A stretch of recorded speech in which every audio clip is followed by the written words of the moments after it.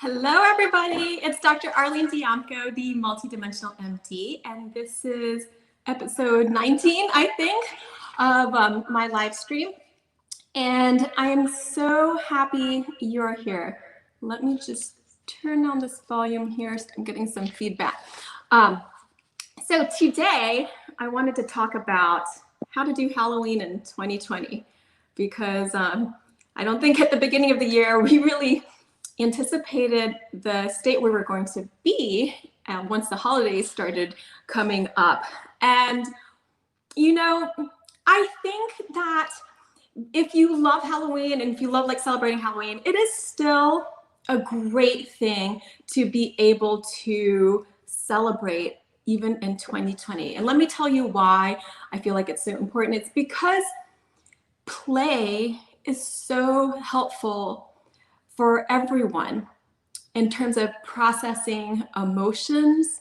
And we have been through so many difficult ones this year. And then Halloween, we're dealing with like death and scary things, but in a way that feels kind of safe and that we're okay with. And this is going to vary, of course, like how you want to approach it, depending on what people have been through. Some people, are maybe have not been through as much illness or serious illness and injuries and are okay with like the goriness and okay with letting that help them process. Other people are not. And of course, it will depend on the age of the kids and your kid and your family. But however you like to dress up or incorporate things for Halloween, I would say give yourself permission to do that. Because we need this so much. We need to feel free to play. We need to deal with some pretty intense, deep emotions that have to do with things that scare us. And Halloween is an opportunity for us to really embrace that and be able to not get stuck in some of these scary emotions and intense emotions and uncomfortable. So here are some of my 11 tips for how to celebrate Halloween. I came up with these with my kids. So the first thing that they said was to trick or treat in each other's rooms. And I have 4 kids, so I think that was really helpful because then we have 5 rooms to trick or treat in, parents and then each kid. I mean, you could use more rooms in the house, right? So my plan was to get different kinds, like 5 different kinds of treats. And I mean, that's plenty. For me, you have 5 different kinds. Each person will kind of deliver as we visit each room.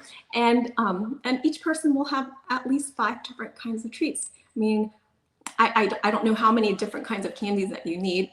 Maybe the kids would disagree, but really they don't even end up eating most of their candy and we donate so much of it. So in the spirit of like being more sustainable and not wasting things, I think that is really fair. And on top of that, I get to pick which candies and they get to pick. We try to stay more organic and avoid food chemicals, food additives, the dyes that can make you really hyperactive, can really stir up and irritate the nervous system. And some of these things like red number 40 are not used in Europe, which is really interesting. But we don't really need to stir up our nervous systems anymore. And I think that the sugar is going to be plenty. So to do it in moderation, I'm okay with things in moderation. And so this can be like a mind, body, spirit approach. I'm going to sprinkle in like my multidimensional perspectives for this. So we're, the body, taking care of the body and being able to choose the treats that you have. Number 2, a trick or treat scavenger hunt. So I thought this was really fun. I mean, maybe a little bit like looking for Easter eggs but my girls love to make up scavenger hunts, and they make it up for like a specific person and incorporate really different areas of the whole house. So it can be really creative. And I think that could be a super fun thing to do with the whole family. And yeah, we're gonna keep going here. Number 3, Well, Halloween themed food. So get out all your pumpkin recipes. I love pumpkin. I love like digging out all those fresh seeds and then roasting them with some heart sprinkles I make. It has cinnamon and ginger and cumin and hawthorn berry. And so I got to make things like how I like them, or you can buy them. But incorporate that Halloween themed food. It doesn't have to all be unhealthy. You can have delicious things, and the kids can help you. Number 4, have a Halloween fashion show. Because at this point, and my oldest is 15, so we've had a lot of costumes over the years. And on top of that, you can just mix and match and use your old clothes or whatever you have in the closet and come up with new costumes. So my kids, they love to dress up and they love to be creative. And this is a really neat thing that you can do and see what you can come up with very little. It's with things that you already have just around the house. So number 5. Oh, just put on some Halloween music. How easy is that? This is going to accompany your fashion show. And whatever floats your boat, just get on Spotify. I'm not so great at making playlists, so I like to borrow playlists. So I go on Spotify, I'm going to find a nice Halloween kid-friendly playlist, and we're going to play that. Number 6, have a Halloween dance party. So you're going to leave that music on. And like I said, with this mind, body, spirit approach, it is so great to be able to move your body and to move it freely, because those emotions get stuck in the body. And when you allow yourself to just have freedom of movement, then you can get things unstuck. And when I say dance, don't worry what it looks like. Just move your body how you want it to and have like more organic, free flow dance. And that way your celebration is healing for you. So yeah, just whoever's in your bubble, go dance with them. Number 7, my phone keeps bouncing up and down here. Number 7, have a virtual party with friends, cousins, grandparents, extended family, etc. I know everyone's tired of being on Zoom and virtual things all the time. But let me tell you, they're so going to appreciate it. If they cannot see you in person, they're really going to appreciate being able to see everyone dressed up from far away. I know I would, so I'm going to get in touch with my different extended family and see maybe we can arrange something.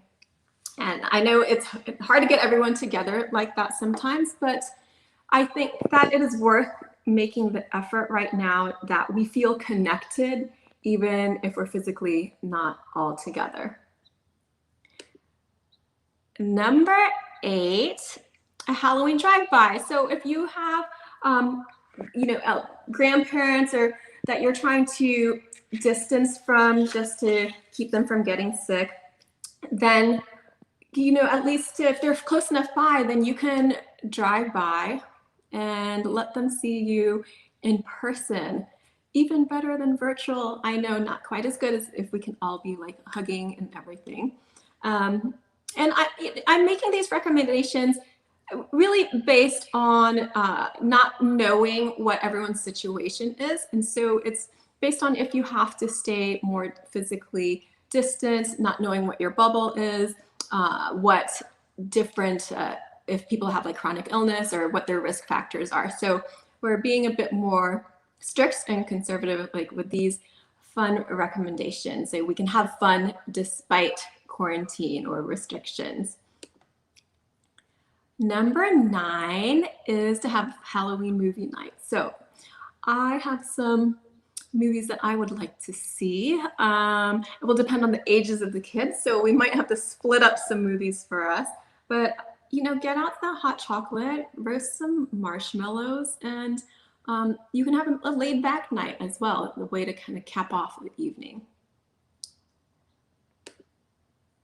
Number 10, a do-it-yourself haunted house. my sister did this, and she's very creative, and it was adorable. But to just make a room in your house, or if you're more ambitious, like use multiple rooms. We have one room in our basement that doesn't have any windows, and so I thought it would be so perfect to make a haunted house. And this is one of my favorite things. When I was growing up in elementary school, we would have this Halloween festival, and they had a haunted house that the parents did for us. And I used to use up all my tickets to go through the haunted house. I think I would go through it like 5 times, which was kind of hilarious. They would have like peeled grapes and then tell you that they were eyeballs. And I thought it was so funny. I don't know why I loved it so much. I think it was just like this break in reality of like, oh my gosh, that you got to see something so imaginative and different. And it was spooky, but not really, because you knew what was going on. And I would recognize like my friend's mom, and I would say, I know you. You're Felicia's mom, and she would say, not anymore. So that was really a great experience. But do it for yourself, and see what you can come up with. So number 11, in the spirit of mind, body, spirit. If you don't know, that Halloween actually stands for All Hallows Eve. And so this was to honor the souls that have transitioned, have crossed over, people that have died, and loved ones that you care about. So we don't really always think about that, with trick-or-treating, but with 2020, I wanted to bring that up too, because 2020 is so much teaching us to go deeper into spirit. And so for this Halloween season, think about those that have crossed over, anyone that you were close to, or maybe souls that you didn't even really know personally, but you admired, and just pay some respects. You can speak to them in your way, and trust that in a multidimensional perspective that they are receiving that message, and that we are honoring that we are spiritual beings having this human experience. So that's it. Just a real quickie episode here for what to do for Halloween in 2020. How do you do Halloween? I hope that gave you some ideas. And remember to use everything that you do as a way to care for yourself, to care for the people around you. Have fun while doing it. And if you participate in the Healing Through Art Summit, you know that creativity and art and play heals. And to give permission, allow ourselves to make any moment a healing one. So lots of love to you. Have a happy Halloween 2020. I'll see you next time.